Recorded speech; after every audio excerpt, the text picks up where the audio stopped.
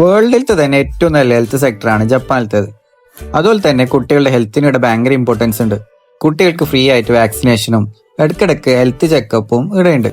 അതുകൊണ്ട് തന്നെ ജപ്പാനിലത്തെ ശിശുമരണ നിരക്ക് ലോകത്തിലത്തെ തന്നെ ഏറ്റവും കുറഞ്ഞ നിരക്കുകളിൽ ഒന്നാണ്. നമ്മൾ കുഞ്ഞിന്റെ പേര് മുനിസിപ്പാലിറ്റിയിൽ രജിസ്റ്റർ ആക്കുമ്പോൾ തന്നെ നമുക്ക് ഓരോ സമയത്തായിട്ട് ഹെൽത്ത് പരമായ ഓരോ ഡോക്യുമെന്റ്സും പോസ്റ്റ് വഴി അയച്ചു തരും. അങ്ങനെ ആ ഡോക്യുമെന്റ്സും കൊണ്ട് നമ്മൾ ഇന്ന് അടുത്തുള്ള കുട്ടികളുടെ ഹോസ്പിറ്റലിലേക്ക് വന്നതാണ്. ഇതുപോലെ തന്നെ കുഞ്ഞിന്റെ ഹെൽത്ത് പരമായ കാര്യങ്ങൾ അന്വേഷിക്കാനും വാക്സിനേഷനെ കുറിച്ച് ഓർമ്മപ്പെടുത്താനും ഹെൽത്ത് നിന്ന് ആൾക്കാർ വരാറുണ്ട്.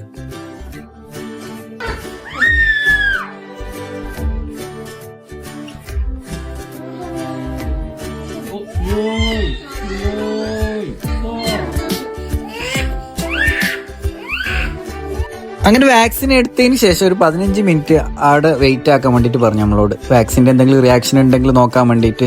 അങ്ങനെ റീചെക്കപ്പും ചെയ്തിട്ട് നെക്സ്റ്റ് ടൈമിലേക്കുള്ള അപ്പോയിന്റ്മെന്റും തന്ന് അങ്ങനെ അവിടെ ഞങ്ങൾ ഇറങ്ങി. അപ്പോൾ ഓക്കെ, ബൈ.